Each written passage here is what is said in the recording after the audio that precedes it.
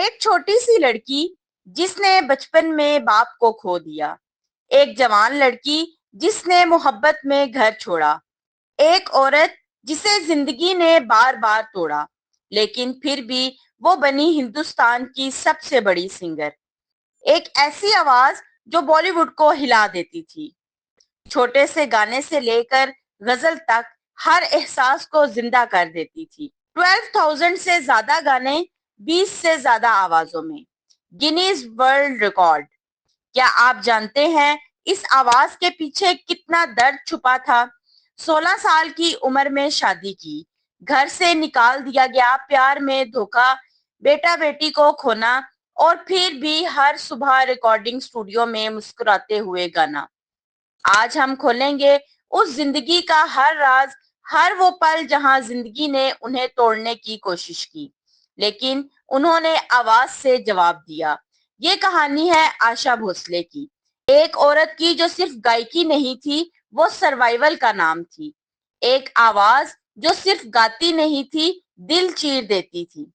जिनकी आवाज ने लाखों दिलों को छुआ, लेकिन उनकी अपनी जिंदगी दर्द और स्ट्रगल से भरी रही। ये कहानी है पैदाइश से लेकर आज तक, हर सच, हर राज, हर दर्द। क्या उन्होंने अपनी बहन लता से कभी रिश्ता तोड़ने दिया?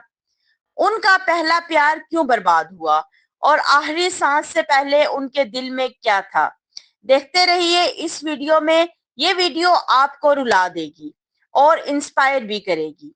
आज हम बात करेंगे बॉलीवुड की उस लेजेंड की जिन्होंने सिर्फ गाने नहीं, दिल जीते। आशा मंगेशकर, जो बाद में आशा भोसले बनी, 8 सितंबर 1933 को इंडिया में पैदा हुई। ये सिर्फ बायोग्राफी नहीं, ये एक इमोशनल जर्नी है जिसमें बचपन की मजबूरी से लेके स्टारडॉम तक और फिर जिंदगी की सबसे बड़ी ट्रेजेडी तक हर मोड़ पर सस्पेंस है। आप तैयार हैं? दिल को संभाल के रखिए क्योंकि ये कहानी आपको अंदर तक छू लेगी। 8 सितंबर 1933 एक छोटे से गांव सांगली में पंडित मंगेशकर के घर एक लड़की पैदा हुई, आशा। बाप एक मशहूर क्लासिकल सिंगर और थिएटर आर्टिस्ट थे। माँ शेवंती। घर में संगीत ही जिंदगी था। लेकिन जब आशा सिर्फ 9 साल की थी, उनके बाप का इंतकाल हो गया। घर की जिम्मेदारी छोटी सी उम्र में उनके और उनकी बहन लता के कंधों पर आ गई। फैमिली कोहालपुर शिफ्ट होगी, फिर मुंबई पहुंचे। पैसे की तंगी इतनी थी कि दोनों बहनें फिल्मों में गाने और एक्टिंग करने लगी। आशा ने 1943 में अपना पहला गाना मराठी फिल्म माझा बाल के लिए हिंदू डिब्यूट, 1948 में चुनरिया से लेके सावन आया तक। लेकिन ये सफर आसान नहीं था। बड़ी बहन लता ऑलरेडी स्टार बन रही थी। आशा को छोटे रोल्स, बैकग्राउंड सॉन्ग्स मिलते थे। लोग कहते थे लता की बहन है, कभी आगे नहीं बढ़ेगी। क्या आशा कभी अपनी पहचान बना पाएगी या हमेशा शैडो में रह जाएगी? ये सवाल उनके दिल में हर रात उबलता था।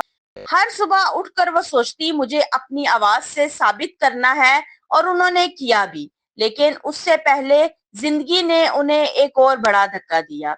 सिर्फ 16 साल की उम्र थी जब आशा ने एक बड़ी उम्र के आदमी भोसले से प्यार किया, जो उनकी बहन लता के सेक्रेटरी थे।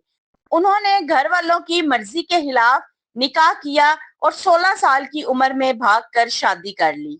मोहब्बत में लिया गया एक फैसला जिंदगी का सबसे बड़ा दर्द बन गया। जहां मोहब्बत मिलनी थी, वहां दर्द मिला। इस शादी से उनके 3 बच्चे थे, लेकिन जब तीसरी प्रेगनेंसी थी, उन्हें घर से निकाल दिया गया। एक प्रेग्नेंट औरत 3 छोटे बच्चों के साथ वापस अपने मैके आई। फैमिली ने मदद की, लेकिन लता के साथ रिश्ते में एक दूरी आ गई थी।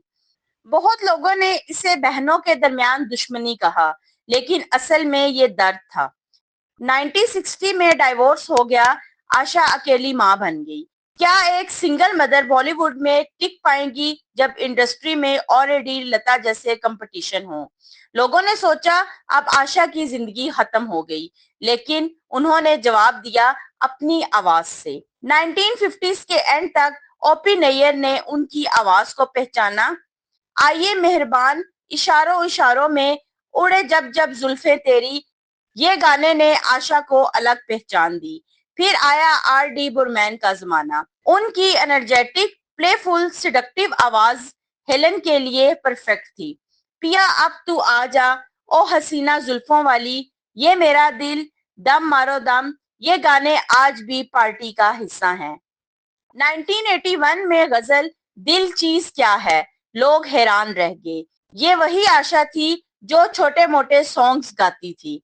उन्होंने क्लासिकल, पॉप, डिस्को, गजल हर जनर को अपना बना लिया। 12,000 plus songs in 20 languages, Guinness world record. Record 7 best female playback singer, national awards, international calibrations, brimful of Asha. लेकिन हर सक्सेस के पीछे एक औरत थी जो घर में अकेली बच्चों को संभाल रही थी, रिकॉर्डिंग के बाद रात को उनके लिए खाना बना रही थी। R.D. बुरमैन से दूसरी शादी 1980 में हुई, जिसने उनकी जिंदगी में नई रोशनी लाई। वो उनके म्यूजिकल पार्टनर और लाइफ पार्टनर दोनों थी। लेकिन 1994 में उनका भी इंतकाल हो गया। आशा फिर से अकेली रह गई। जिंदगी ने और बड़े जख्म दिए। 2012 में बेटी वर्षा भोसले ने सुसाइड कर लिया।